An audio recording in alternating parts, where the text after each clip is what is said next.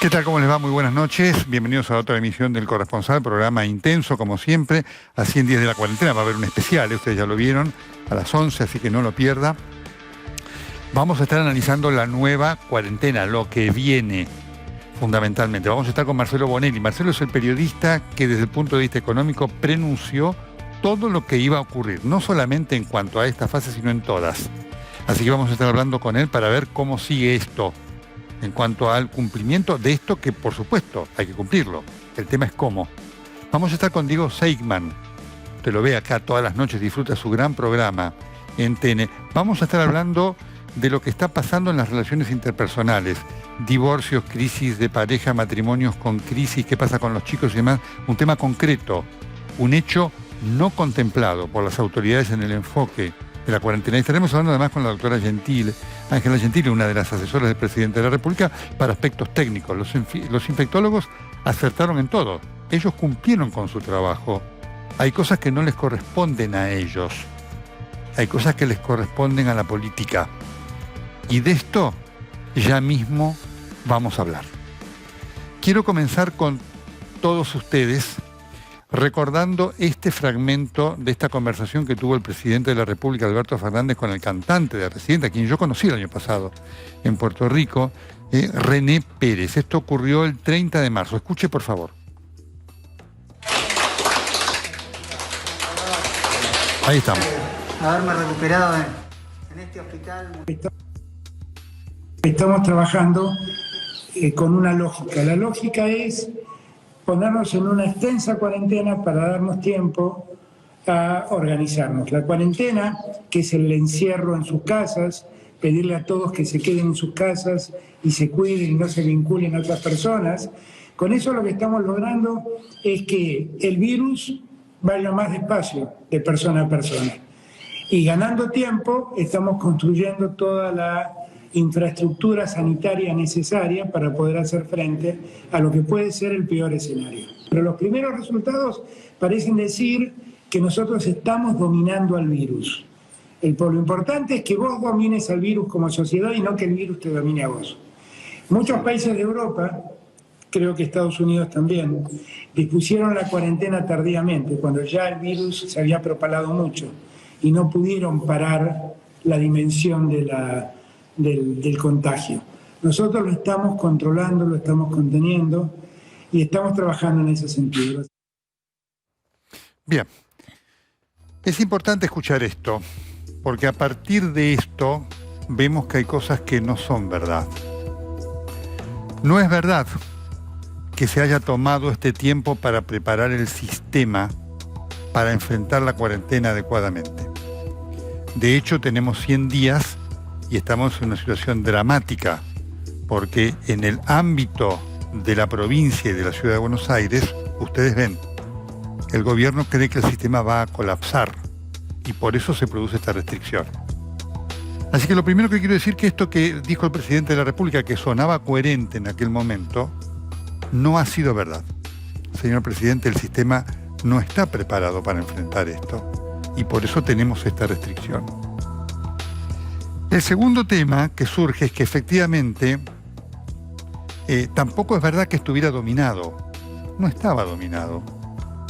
Como no estaba dominado, estamos viviendo la situación que estamos viviendo hoy. Y repito, la decisión de tomar la cuarentena prematuramente fue acertada. Lo que no fue acertado fue todo el plan, porque no hubo plan.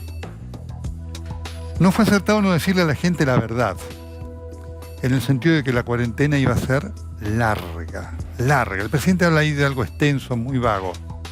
Se le debió haber dicho a la gente que la cuarentena iba a ser larga, porque lo venían diciendo los especialistas, lo veníamos diciendo nosotros también. Y esto obligaba entonces a otro enfoque que el presidente no tuvo. Una cuarentena larga exige no solamente el enfoque epidemiológico, infectológico, sino también el enfoque psicológico, el enfoque sociológico y el enfoque económico. Nada de esto ha ocurrido. Por lo tanto, tampoco es verdad que se haya aprovechado este largo tiempo para preparar las cosas. porque si hay algo que se ve que no hay, es preparación. Tampoco es verdad esto que dijo el presidente de la República, que se utilizó este tiempo para la infraestructura. Uno entiende que la preparación es la infraestructura, las camas de terapia, los personal médico y demás. Fíjense ustedes una cosa. La cantidad de casos en la Argentina no es extraordinario. Por supuesto, cada muerte nos duele, una sola. Eso es letal. Pero desde el punto de vista de los números, efectivamente la Argentina tiene una situación esperable en cuanto a la contención. La mayoría de los casos, afortunadamente, se cura. Solo un puñado de casos, que obviamente nos interesa y nos preocupa, son los que representan estado de gravedad. Sin embargo, el sistema no está preparado para enfrentar ese puñado de casos. Le pregunto al presidente de la República, ¿dónde estuvo la preparación? Durante varios momentos nos dijeron, tenemos 11.500 camas de terapia intensiva en la República Argentina. ¿Cuál era el entendimiento? Que estaban a disposición. Hoy sabemos que no hay 11.500 camas a disposición del COVID. No se dijo la verdad. Es como si yo dijera, acá en el estudio en el canal tenemos 20 estudios, podemos usar 2. Hay 2. Entonces, algo ha fallado. Tampoco es verdad que se haya trabajado en forma previsora, digamos, con diálogo político importante, que esto debió haber hecho el presidente de la República, para ver cómo se amalgamaba la situación de distintos distritos. Le voy a contar algo que sucedió esta semana, estos últimos 10 días. Kicillof, que está en estado de pánico, ¿no? Ya voy a hablar del gobernador. Está tratando de ver cómo distribuye la situación que se da entre el conurbano y el resto de la provincia, porque el resto de la provincia afortunadamente tiene muy pocos casos, casi no tiene. Entonces una de las ideas fue ver cómo se trasladaban pacientes de terapias intensivas desde el conurbano, que no dan abasto, hasta ciudades, Tapalqué, Bolívar, La Cera, Mar del Plata. Hacer esto, que es algo muy delicado, importante, ¿qué exige? Diálogo, convicción, mucha conversación, ver cómo se maneja con los intendentes y con la gente. Nada de esto ocurrió. Kicillof quiso, a través de una imposición, efectivamente obligar a intendentes a recibir a pacientes del conurbano. Por supuesto, se encontró con la negativa de todos, sin distinción de partido político, ni radicales, ni peronistas, ni de nada. ¿Por qué? Porque además la gente no está, hay tal situación que la gente no está en disposición de decir, no quiero que vengan acá pacientes de tal lugar. Esto debió haberse trabajado muchísimo antes, ¿no es cierto?, para ver cómo se podía hacer frente a esta situación. Se nos dijo que Tecnópolis tenía ahí una superestructura para atender a pacientes que no eran de gravedad, pero que iban a ser derivados allí para desagotar, ¿no es cierto?, las exigencias de los hospitales. Todo lo vimos como una medida adecuada. Hoy sabemos que Tecnópolis no está preparado para eso, que también fue otro blef de la realidad. El presidente durante sus conferencias agradece al personal médico, al equipo de salud, todo lo que hace. ¿Cómo está el personal médico? ¿Cómo está el personal de salud, enfermeros, kinesiólogos, fundamentalmente de las terapias intensivas? Está agotado.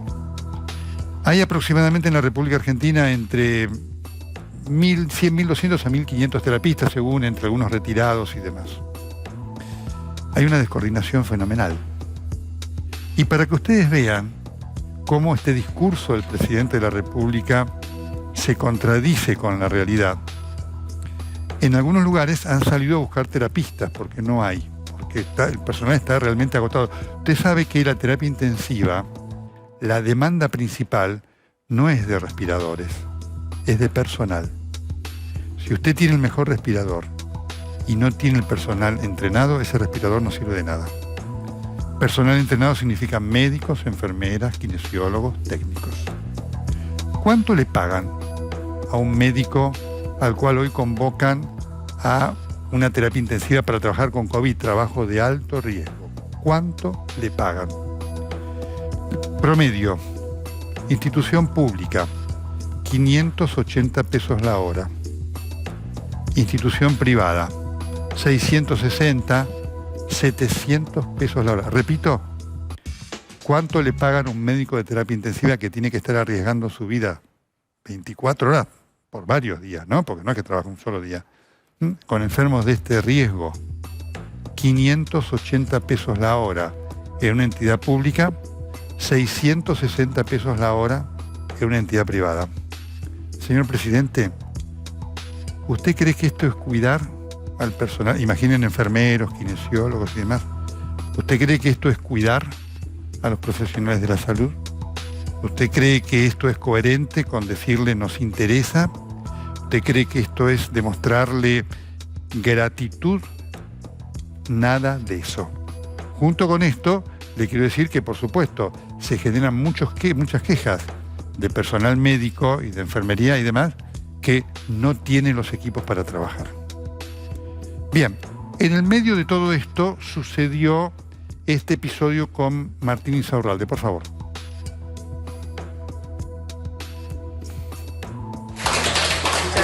Haberme recuperado en este hospital municipal tiene un condimento especial, ¿no? Todos lo sabemos, lo que luchamos, lo que construimos por la salud pública de Lomas de Zamora y bueno, me tocó a mí, pero en nombre mío, en nombre de todos, la familia, mis amigos, todos los que me acompañaron, pero ustedes que estuvieron todos los días, tuvimos momentos feos, tuvimos una semana complicada, pero bueno, ya estamos por hacer la recuperación y en ustedes la salud pública al frente, adelante, ¿eh? Fuerza por la salud pública, fuerza por el hospital municipal y gracias, de corazón. Muy bien. Quiero mucho. Quiero decir esto, me alegra que Insaurralde esté bien, fundamentalmente. Insaurralde ha sido un irresponsable, es un paciente de alto riesgo que debió haber restringido todas sus actividades. Pero quiero decir una cosa, dos. Insaurralde ha sido sujeto de un privilegio. Sus médicos dicen que no, pero en verdad sí. Con un mensaje muy confuso. Él pudo acceder al plasma. ¿Sabe la cantidad? ¿No? Y entonces explicó que hizo todos los tratamientos y demás. ¿Sabe los procedimientos? ¿Sabe la cantidad de gente que está haciendo los procedimientos queriendo acceder al plasma de convalecientes y no puede? Muchísima. Primer punto. Con un mensaje además muy contradictorio. No está comprobado que el plasma sea 100% efectivo, pero ha generado esta idea que ha complicado el tratamiento de muchos pacientes, que indignados están clamando porque quieren tener la misma oportunidad que tuvo Insaurralde y que ellos no tienen. Esto lo quiero marcar porque también son cosas que ocurren durante la cuarentena. Y dos cosas más, junto con los temas de salud. En estos 100 días de cuarentena han ocurrido estas cosas. Amado Vudú quedó libre. Amado Vudú quedó libre. Amado Vudú, condenado por el caso Chicone, recuperó su sueldo. Intentaron liberar a otros presos de la corrupción con este motín en la cárcel de Devoto. No lo lograron. Muchos presos están libres y cometieron delitos. Y hubo gente que perdió la vida como consecuencia de esto. La presidenta de la República dio un paso importante en pos de la impunidad, quitándole las escuchas a la Corte Suprema de Justicia de la Nación y produciendo actos que van marcando el copamiento del Estado por parte de su gente. Eso lo hizo Cristina. También, señor presidente, ocurrieron en esta pandemia y fundamentalmente casi ningún político, alguna excepción, ni el presidente de la República, ni los ministros, se bajaron un peso de su sueldo. Con mucha gente que perdió su sueldo, su trabajo, su empresa, sus sueños y sus proyectos de vida. 100 días de cuarentena. Quería compartirlo con ustedes.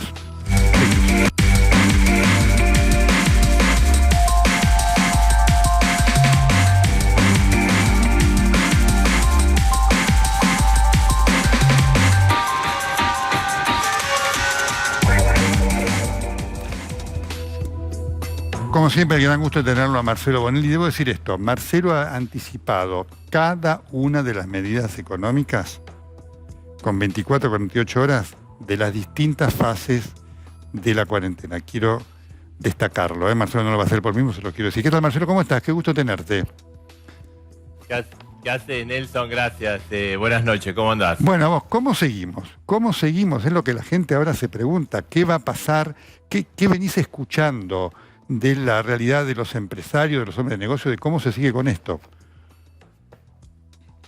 Mirá, Nelson, acá el tema, o sea, primero, el diagnóstico, no descubro nada. La situación es muy crítica del punto, bueno, obviamente la pandemia, vos lo analizás bien, todo el tema sanitario, pero desde el punto de vista económico es muy crítica. Todas las variables económicas están desbordadas, pareciera que hay una tormenta, se está preparando una tormenta perfecta en contra de la economía argentina. Vos fijate que está el gasto público por las nubes, la recaudación por el piso, el déficit subiendo, emisión monetaria a full, 3 turnos en la Casa de la Moneda para abastecer de dinero, una brecha cambiaria enorme entre el dólar oficial y el paralelo, recesión, default, o sea, todas las variables importantes están desequilibradas en la Argentina. Y obviamente esto, o sea, ¿qué va a pasar acá adelante? Primero, paliativos para la crisis. Que ¿Y son suficientes, Marcelo? Paliativos ya. No, yo creo que no, o sea, ya lo estamos viendo. O sea, a ver, el Estado, es decir, nosotros, no los gobernantes, claro. ¿No? Estamos haciendo un gran esfuerzo porque se han establecido programas sociales como la asignación familiar de emergencia, 9 millones de personas que están cobrando, las monotributistas que a tasa cero, los salarios que paga el ANSES, que son aportes de los trabajadores, obviamente. Son programas importantes, pero no alcanza porque digamos, los 10.000 pesos sí es importante, pero ¿cuánto tiempo alcanza en la familia? Y hay mucha gente que no lo recibe, hay empresarios que, sobre todo pequeñas y medianas empresas que están, digamos, en una situación, digamos, floja de papeles, que son muchas en Argentina. Esto no es delito, es la economía argentina, hay un 40% de economía en negro. Ahora eso es clave, Marcelo. Que tampoco lo reciben. Sí, no, totalmente. Acá a mí me parece que está claro que la pandemia, la cuarentena, tiene un efecto sobre la economía. Nos agarró muy mal parados. Venimos de 8 años de muy mal. Los últimos 4 de Cristina, los últimos 4 de Macri. Los primeros de este gobierno tampoco, de acuerdo a la cifra del INDEX, reaccionó la economía. Entonces veníamos muy mal y se metió este freno de mano que es la cuarentena, que obviamente generó 2 problemas, algo medio inédito. Problema de demanda, es decir, la gente no tiene plata para salir a comprar porque le bajaron los salarios, porque no genera fondos. Y problema de oferta, las fábricas no producen por las restricciones de la cuarentena, ¿no? Estos próximos 15 días o estas próximas 3 semanas, como decíamos, que en realidad se extiende la cuarentena, se va a agudizar. Ahora acá lo que falta, me parece, Nelson, pero un segundo, lo que falta, me parece, está bien, todo esto se sabe, lo estamos viviendo, es muy difícil porque es cierto que la crisis económica no es solo de Argentina, de todos los países del mundo, lo que pasa es que hay países que tienen un gran reto y se sabe que caen verticalmente y van a subir verticalmente. Acá falta cómo se sigue, cómo vamos a salir de este marasmo económico dentro de los próximos meses, ¿no? Ahora, Marcelo, vos el otro día, ya lo explicaste 2 o 3 veces, muy importante porque quiero marcar, porque obviamente se está hablando de las grandes que abren, pero vos marcaste ya que las grandes, si no tienen el acompañamiento de las pymes, qué sé yo, una automotriz, si no tienen las autopartes, esto lo señalaste vos, tampoco pueden funcionar. Es decir, llama la atención esa falta de amalgama, ¿no es cierto?, en cuanto a pensar las cosas. No, está claro porque, a ver, son que es una gran terminal, bueno, eso es muy importante, pero acá hay una unidad productiva, una cadena de valor, que para esa gran terminal de autos hay un montón de pequeñas y medianas empresas, la que fabrican los tornillos, la que fabrica los textiles para el resto, para los asientos del auto, el plástico, Bueno, ahí hay una dicotomía. Por eso te digo que hay un problema de oferta, o sea, las fábricas no pueden trabajar a full. Ahora, esto es cierto, Nelson, que ocurre en todas las partes del mundo, sí, ¿no? Vos fíjate que hay un informe del Fondo Monetario esta semana que indistintamente hay países que tomaron una estrategia sanitaria distinta de Argentina, sí, Brasil, Estados Unidos, y la caída económica, digamos, tiene mucho más víctimas y la caída económica es exactamente lo mismo. O sea, comparémonos con Brasil. 9,9% Argentina cae la actividad, dijo el fondo, 9,3% Brasil. Ahora, hay países que se proyectan que lo que te decía, están una situación en B corta, están cayendo abruptamente, claro, y van a subir abruptamente. ¿Cuál es? Estados Unidos, los europeos, claro. Los países como Argentina, hay duda de cómo va a crecer. Va a haber un efecto rebote, porque digamos, de estar menos 10 pasamos a estar más 2, obviamente vamos a crecer. Pero acá me parece que también la crisis y lo que estamos viviendo nos genera una gran oportunidad. Pero la gran oportunidad, ¿cuál es? Bueno, si tenemos múltiples problemas, estamos menos 10 en la economía. Bueno, hagamos una amplia convocatoria. Bueno, claro. No digo de la sanata, del acuerdo social, todo eso, sino una amplia convocatoria para que haya ideas, para que de la derecha, de la izquierda, del centro se generen ideas y usemos las mejores ideas sin preconcepto. Y acá hay otra cosa, Nelson, que vos muy bien la planteabas en tu editorial. El tema de la grieta. La grieta no ayuda para resolver el problema económico. Se necesita ahora más que nunca todo el consenso posible. Y lamentablemente, bueno, hay de los dos lados del arco político se fomenta la grieta, porque si no existiera la grieta, digamos que Cristina no tendría mucha capacidad de acción y los sectores macristas ultras tampoco, ¿no? No, además, Marcelo, en el medio hay dos cosas que quiero preguntarte para finalizar, porque vos venís, insisto, vengo marcando las cosas que Marcelo viene anticipando. Vos además indicaste ya hace varias semanas que resulta increíble la ausencia de peso del ministro de la Producción acá, porque obviamente este es un problema clave que en la problemática esta exigiría algún tipo de planificación, ¿no es cierto? Vos lo venís señalando esto. Sí, mira, Nelson, a ver, hay un esquema de armado del gobierno que es esta idea, viste, que digamos, viene de la primera época de Néstor Kirchner, ¿no? No quiero un caballo en el sentido de tener un ministro superpoderoso. Entonces se fraccionan los ministerios. Y acá se necesita un ministro importante. O sea, así como hay un ministro de salud importante, hay un ministro de Interior importante, bueno, se necesita un ministro de Economía. Esto no va en detrimento en las cualidades personales de Culfas ni de Guzmán. Hablo de peso político. Hay una estructura que atenta contra la capacidad de movimiento, ¿no? ¿Qué es la idea? No tengamos un ministro fuerte porque me puede empañar. Y eso hoy en día se pulverizó, esas teorías se pulverizaron. Y hay que tener una conducción importante. Sí, Marcelo, pero qué increíble estas cosas que no se aprendan, porque si algo lo ayudó a Kirchner, el momento más crítico, fue la Baña. Es decir, ya fracasó Macri también con esto, fracasó Cristina, qué empecinamiento, porque lo que vos marcás es un elemento clave en cuanto al liderazgo político para ver cómo se busca ese consenso en lo que va a ser una puja brutal cuando esto se reabre en cuanto a las demandas de trabajadores y más. Porque vos además marcaste una cosa, ¿no? Una cosa es que la empresa venda menos, otra cosa es que la empresa baje la persiana, esa no abre más.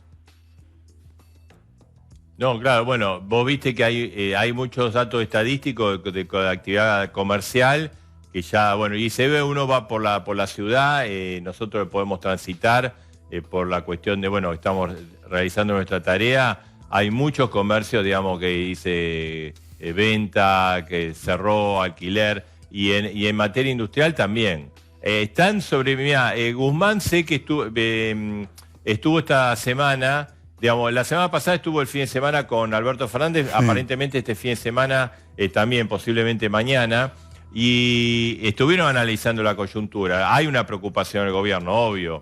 Y también estuvo en una reunión con inversores, digamos, virtual, con el Council of America.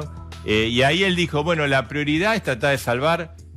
¿Cuáles son los planes futuros? Le preguntaron. Bueno, la prioridad, primero, no sabemos cuánto dura todo esto. Hay una gran incertidumbre como para planear cosas. Segundo, prioridad es evitar que se caigan o sea, que se caigan la menor cantidad de empresas posible y la menor cantidad de empleo. O sea, son objetivos muy limitantes. Obviamente la cuarentena complica todo, pero yo creo que hay que generar un horizonte un poco para adelante, porque la economía se genera de expectativa, obviamente.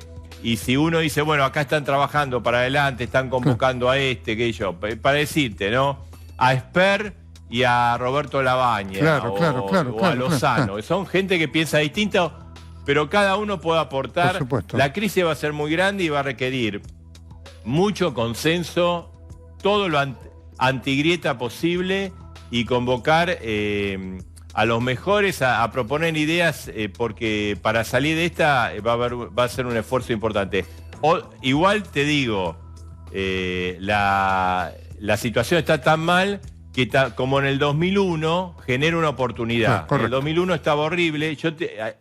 El 2001 hay situaciones peores que las actuales y ahora también hay peores ahora que el 2000. Por ejemplo, todo el tema de la convertibilidad, los contratos en dólares, todo eso no existe. En el 2001 estaba todo el tema de los depósitos en dólares que se incautaron. Ahora no existe y no va a existir porque no hay convertibilidad. Pero ahora hay una caída productiva más seria que en el 2001. Y entonces esto genera una oportunidad de hacer las cosas mínimamente bien, con mucho consenso político. Y yo creo que abre una oportunidad a una reanimación económica después de que termine más o menos la pandemia. Pero esto lo tiene que instrumentar el gobierno, por supuesto. Obviamente.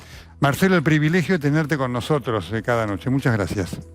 No, un gusto, Nelson, gracias. Un abrazo. Marcelo Bonelli, seguimos.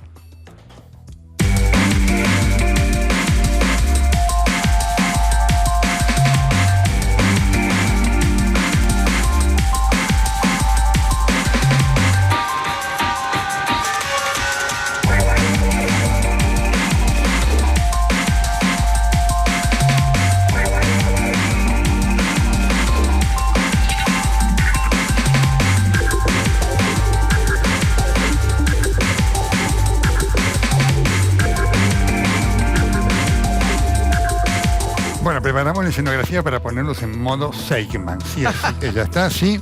Diego, ¿cómo estás? Bienvenido. Qué honor, Nelson, de verdad. Pero no, lo disfrutamos a Diego con solo una vuelta más acá cada noche, los domingos y demás, un verdadero éxito. Tengo 6 preguntas. Mande. Primero, crisis matrimoniales durante la cuarentena. Bien. Las relaciones interpersonales están reguladas básicamente por algo que es obvio, pero no lo tenemos tan presente, que es tiempo-espacio. Quiero decir, sin un otro muy significativo, sin un otro en este caso de amor, sentimos que no podemos. Ahora, con ese otro en 24/7, como a veces sucede bajo la cuarentena, se hace muy difícil.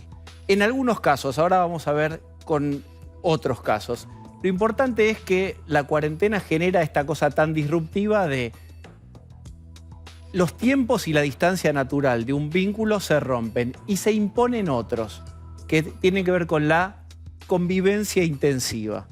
Entonces aparecen una amplificación emocional y de pensamientos que en otros momentos no aparecería.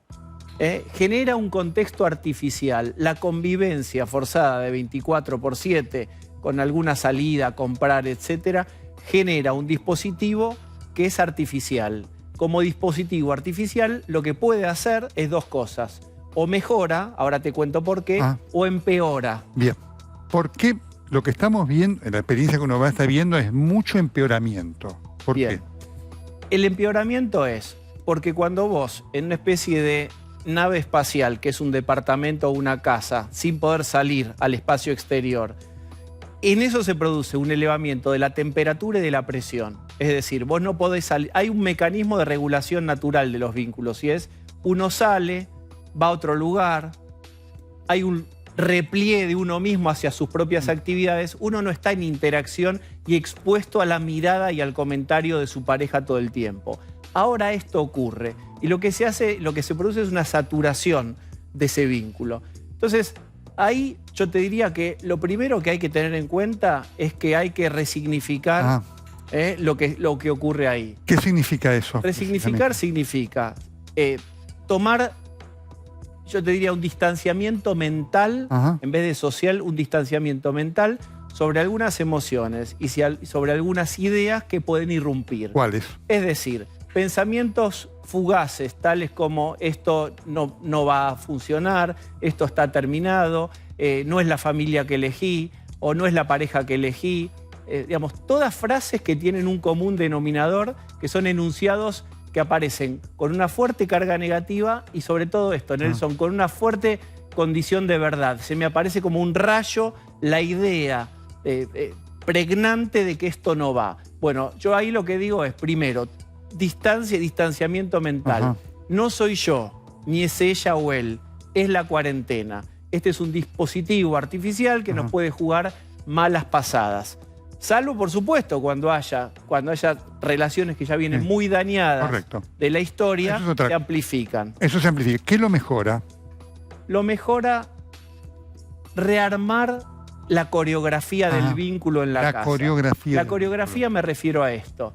El que tiene la posibilidad, porque su departamento, su casa se lo permiten, de tener momentos del día de refugio, de conectarse con su trabajo, el que hace teletrabajo, el que se puede conectar con su mundo de amigos o de relaciones o de lazos sociales, es importante que lo haga, sin creer que el otro está juzgando y te está diciendo, vos te estás metiendo en mi mundo, no me das pelota, no me das bolilla. Es decir, es muy importante que sepan que lo que en otro momento es antinatural, acá es natural, es aislamiento también. Que haya momentos del día que aún conviviendo estén separados. Diego, el otro tema es relación de los padres con los chicos. También ahí hay un estrés muy fuerte. Es muy fuerte, Nelson, porque los chicos tienen en el colegio lo que se llama la socialización secundaria. La socialización primaria son los padres, los que te ayudan a introyectar las leyes y las regulaciones, cómo funciona el mundo. Ese pequeño esquema, cuando sos chiquitito, son tus papás o quienes ejerzan de papás. Cuando empezás a ser más grandes, hay otros adultos significativos, que son los maestros, las maestras, pero también los pares, los amigos, los profesores.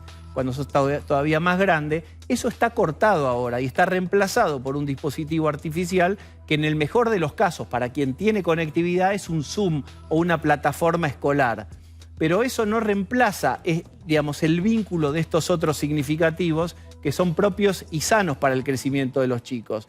Entonces ahí sí se produce realmente una pérdida. Yo te diría que si vos me preguntás dónde hay claramente una pérdida es en los chicos. En los chicos chiquititos, porque el Zoom o los dispositivos cibernéticos no son más para verbalizar. Los chicos chiquitos son más corporales, de empujarse, de abrazarse, de reírse. Hay una cuestión de la corporalidad que se juega mucho. Y en los chicos más grandes, y te cierro con esto la idea, tiene que ver con esto, digamos. El irse de la casa, en descubrir, cuando sos adolescente, empezás a tomar a tus padres, ya no como los otros significativos principales, sino que empezás a hacer como una especie de viaje hacia la adultez, tomando a otras figuras. Bueno, eso está cortado. ¿Las salidas sirven en este contexto? ¿Agregan algo? ¿Alivian, compensan, mejoran?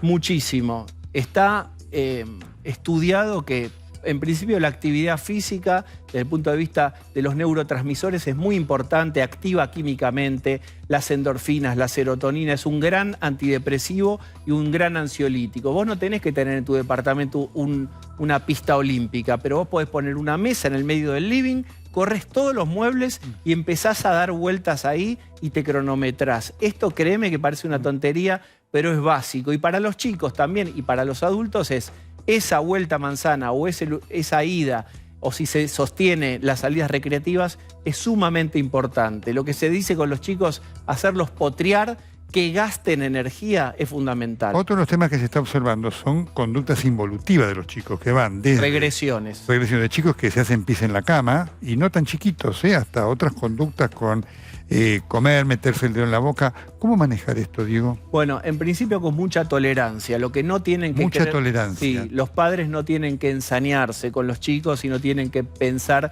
que esto es un daño que se está produciendo y es definitivo, sino que es transitorio, esto es una alteración para todos. En los chicos puede generar Difícil, una regresión, difícil, Bueno, pero hay que, digamos, porque si al problema en sí, que no tiene resolución, ahora, porque no sabemos cuánto dura la cuarentena más allá de la fecha del 17, le agregamos la idea de que mi chico tiene un problema y tendrá un pequeño retraso cuando sea adulto, si agregamos esa idea, le estamos poniendo al combo, que ya tiene muchísima tensión de la cuarentena, un elemento de peso y de tensión extra. No hagan eso, es normal. Lo ayudamos, hablamos, tratemos de hablar con ellos, a ver qué les pasa. Abramos un canal también para registrar las emociones.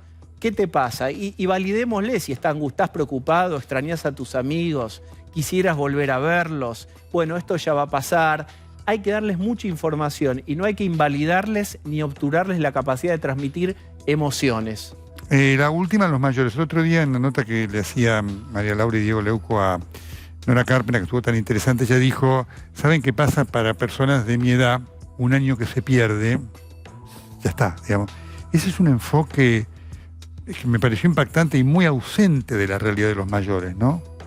Lo que pasa es que esto hay que resignificarlo. Esto no lo elegimos. La verdad que hay cosas del destino, de nuestro destino como nación, que se eligen. El voto, un espacio. Esto no se eligió ni acá ni en ninguna parte del mundo. Lo único que podemos hacer es resignificarlo y pensar que es claramente un limitante, pero que nos tocó, así como a nuestros abuelos les tocó la guerra o las hambrunas. Es decir, puede ocurrirle algo a alguien. Lo bueno es que nos tocó una pandemia donde la humanidad está preparada del mejor modo en su propia historia. Tenemos para estimular los contactos virtuales. Imagínate, esto no existía antes.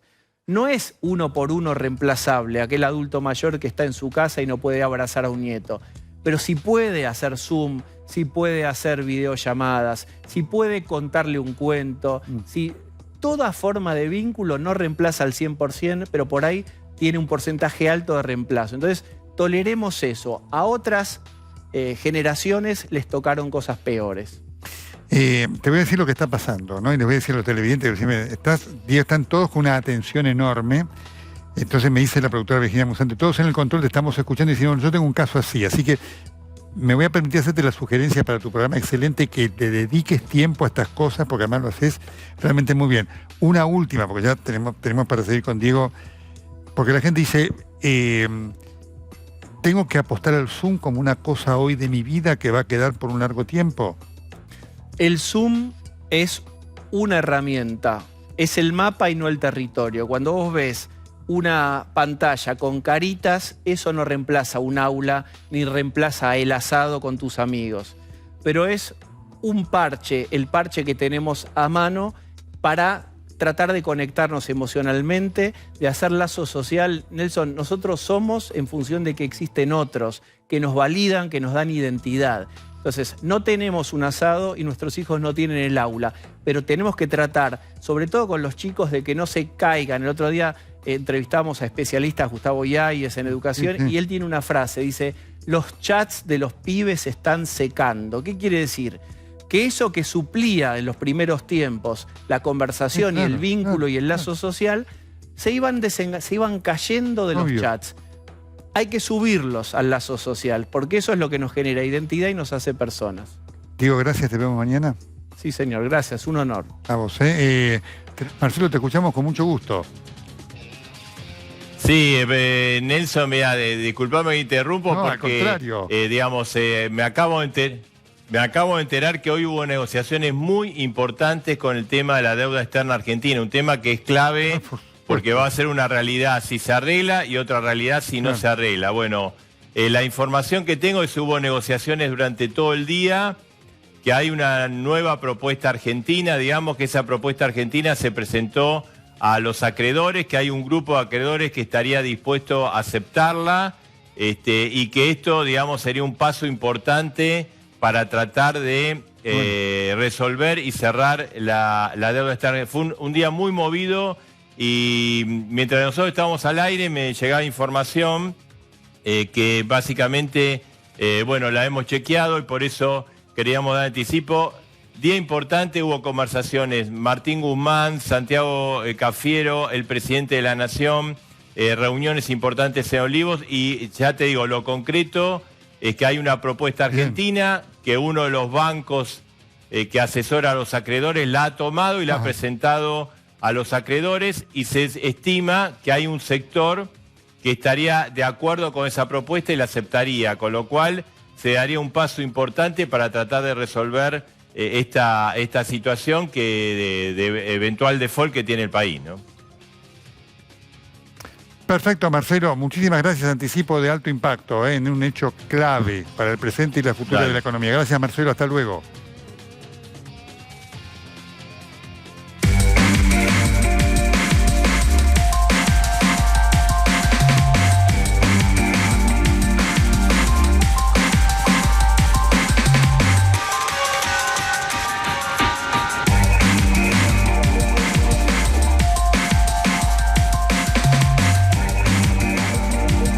Muy bien, ya la tengo a la doctora Ángela Gentile. Quiero decir algo. La doctora Gentile acá, los infectólogos han tenido una conducta impecable. La doctora Gentile acá dijo, tenemos que esperar hasta agosto. Digo, así que por eso digo, una cosa son los infectólogos que han cumplido con su trabajo. Doctora, ¿cómo le va? Muy buenas noches. ¿Qué tal Nelson? Buenas noches. Bueno, la pregunta es, tenemos estos 15 días. ¿Cuál es la aspiración de máximo? Digo porque dependimos diciendo a la gente que no significa que dentro de 15 días, 3 semanas se terminó esto. ¿Cuál es el objetivo de este periodo? Bueno, el objetivo es fundamentalmente disminuir la tasa de duplicación de casos. Estamos teniendo duplicación de casos que realmente cada vez se están acortando más, con un RO que realmente aumenta y es el momento de enlentecer la transmisión. Sobre todo con algunas cosas que impactan más, que es el transporte. Siempre dijimos que el transporte es un elemento clave que hay que controlarlo mucho más, porque el transporte transversaliza todas las actividades y si uno no controla adecuadamente, en realidad favorece la transmisión. No es la actividad en sí, sino a veces es el cumplimiento de esa actividad, cómo funcionan esos protocolos para que esa actividad se cumpla adecuadamente. Por ejemplo, la salida de los chicos. La salida de los chicos es fácil de poder sostenerla porque realmente se ha hecho muy bien. Se ha cumplido el protocolo, ha habido distanciamiento y en términos generales ha sido una actividad que bajo protocolo se pudo trabajar perfectamente bien. Y así deberían ser otras también, ¿no es cierto? Es muy importante esta especificación y usted siempre tiene la particularidad de la claridad.